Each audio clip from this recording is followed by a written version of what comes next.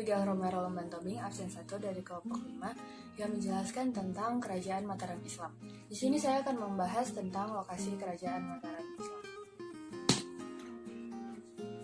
Kerajaan Mataram Islam ini berdiri pada abad ke-16, sekitar 1582 Masehi. Kerajaan Mataram Islam ini terletak di kota gede, seperti pada gambar di bawah ini. Kerajaan Mataram Islam ini terbentuk karena adanya pemberontakan yang dilakukan oleh Sutawijaya kepada Kesultanan Pajang. Sebelumnya, Kerajaan Mataram ini berasal dari sebuah kadipaten di bawah kekuasaan Kesultanan Pajang yang diberikan kepada Ki Ageng Pemanahan sebagai tanda terima kasih atas jasanya yang telah mengalahkan Arya Penangsang. Pada 1575 Masehi, Ageng Pemanahan meninggal dan akhirnya digantikan oleh putranya, yaitu Sutawijaya. Sutawijaya mengangkat diri sebagai Raja Kerajaan Mataram setelah Sultan Hadiwijaya meninggal pada tahun 1582 Masehi. Sutawijaya gelarnya itu adalah Penembahan Senopati. Nah, sekarang saya akan membahas tentang kondisi sosial Kerajaan Mataram Islam. Nah, Kerajaan Mataram ini menganut paham bahwa raja adalah pemegang kekuasaan tertinggi.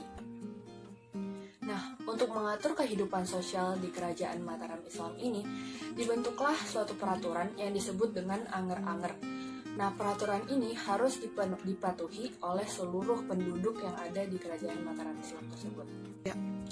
Nah, masyarakat Kerajaan Mataram Islam ini dikenal sebagai kerajaan yang sangat membudaya dengan munculnya kerajaan kejawen dan upacara grebek. Pada masa Kesultan Agung, berkembang kesusastraan seperti kitab sastra gending yang merupakan kitab filsafat, kehidupan, dan kenegaraan. Selain adanya kitab, pada masa Sultan Agung itu dibentuk pula sistem kalender Islam yang berdasarkan peredaran bulan, yang sekarang disebut sebagai kalender Jawa. Nama saya Diniasi Wicaksono, absen 02. Saya akan menjelaskan mengenai kondisi politik Kerajaan Mataram. Sutawijaya mengangkat dirinya sebagai Raja Kerajaan Mataram dengan gelar Panembahan Senopati pada tahun 1586 sampai 1601 yang beribu kota negara di Kota Gede. Tindakan-tindakan penting yang dilakukannya adalah meletakkan dasar-dasar Kerajaan Mataram dan memperluas wilayah ke arah timur, yaitu Surabaya, Madiun, dan juga Ponorogo, dan ke barat Cirebon dan Galuh. Pengganti Panembahan Senopati ialah Mas Jolang. Ia gugur di daerah Krapyak di dalam upaya untuk memperluas wilayah, sehingga disebut Panembahan Seda Krapyak. Raja terbesar Kerajaan Mataram ialah Sultan Agung Hanyokrokusumo atau Mas Rangsang pada tahun 1613 sampai 1645. Sultan bercita-cita untuk menyatukan seluruh wilayah Jawa di bawah Kerajaan Mataram dan mengusir Kompeni VOC dari Batavia. Pada masa pemerintahan Sultan Agung selama 32 tahun dibedakan menjadi dua periode, yaitu masa penyatuan negara dan juga masa pembangunan. Pada masa penyatuan negara tahun 1613 sampai 1629 adalah masa peperangan untuk mewujudkan cita-cita menyatukan seluruh Jawa. Sultan Agung berhasil menaklukkan Gresik, Surabaya, Kediri, Tuban, Pamekasan, Lasem, dan Sumeneb. Dengan demikian, seluruh wilayah Jawa ditaklukkan oleh Kerajaan Mataram. Di luar Jawa, Kerajaan Mataram menaklukkan Sukadana atau Kalimantan dan juga Goa. Setelah menaklukkan Jawa Timur, Jawa Tengah, dan juga Cirebon, Sultan Agung ingin menyerang Batavia. Serangan pertama di bulan Agustus tahun 1628 yang dipimpin oleh Bupati Baurekso dari Kendal dan juga Adipati Ukur dari Sumedang. Serangan ke Batavia gagal dikarenakan kurangnya persediaan makanan, kalahnya dalam persenjataan, lalu jarak Batavia dan juga Mataram tuh sangat jauh, dan juga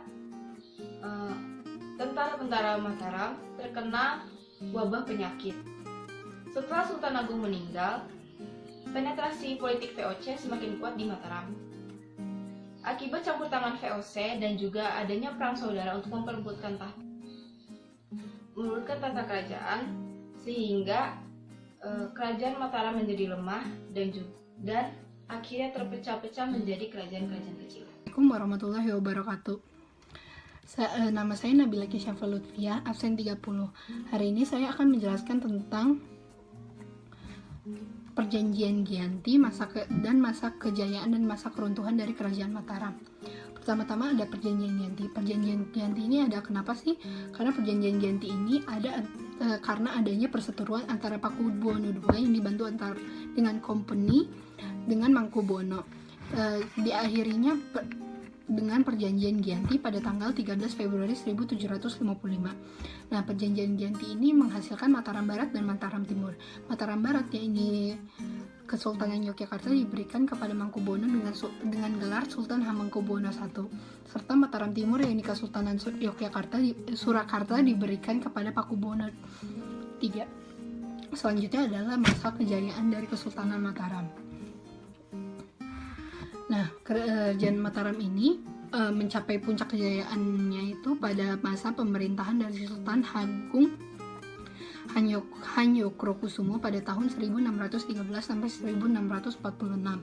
Pada masa kekuasaannya, wilayah kekuasaannya itu mencakup seluruh Pulau Jawa kecuali Banten, Pulau Madura, dan serta daerah Sukanda di Kalimantan Barat. Selanjutnya ada pada masa itu wilayah Batavia dikuasai oleh VOC atau Belanda, sehingga kekuatan dari militer Mataram ini menguat karena Kerajaan Mataram ini ada anti kolonialisme. Lalu ada masa keruntuhan dari Kerajaan Mataram.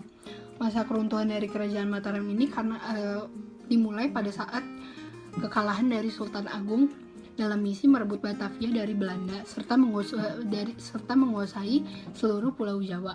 Kemudian setelah kekalahannya tersebut, kehidupan ekonomi dari rakyat-rakyatnya dilalaikan karena sebagian besar dari rakyatnya itu ikut dalam perang. Rasa dendam juga permusuhan dari Wangsa Sailendra terhadap Jawa Barat terhadap Jawa terus-menerus berlanjut sehingga Wangsa Isana berkuasa.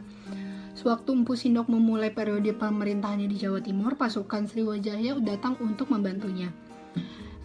Pertempurannya tidak bisa dielakkan. Nah, setelah pertempurannya pecah, pertempurannya dimenangkan oleh Empu Sindok dan Kerajaan Mataram Islam terus-menerus mundur sehingga terjadinya keruntuhan dari kerajaan tersebut. Sekian dari saya. Nama saya Nadia Sumampo dari kelas 10 MIPA D absen 31. Saya akan menjelaskan tentang raja-raja yang berpengaruh dari Kerajaan Mataram Islam.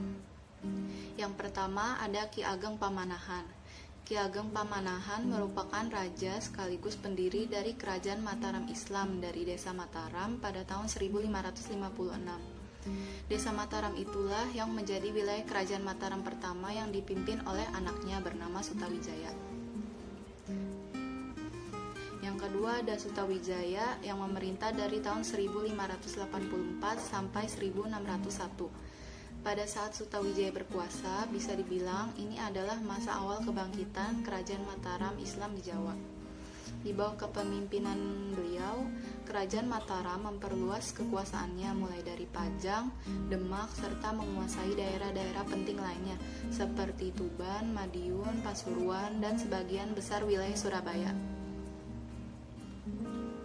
Yang ketiga ada Sultan Agung yang memerintah dari tahun 1613 sampai 1645. Di masa pemerintahan beliau menjadi puncak dari kejayaan Kerajaan Mataram Islam. Pada masa pemerintahannya, Sultan Agung bisa menguasai hampir seluruh tanah Jawa seperti Jawa Tengah, Jawa Timur, dan sebagian daerah di Jawa Barat. Selain berperang dengan raja di Jawa, Sultan Agung juga memerangi VOC yang ingin menguasai Jawa dan Batavia. Di bawah kepemimpinan Sultan Agung ini juga kerajaan Mataram Islam berkembang menjadi negara agraris.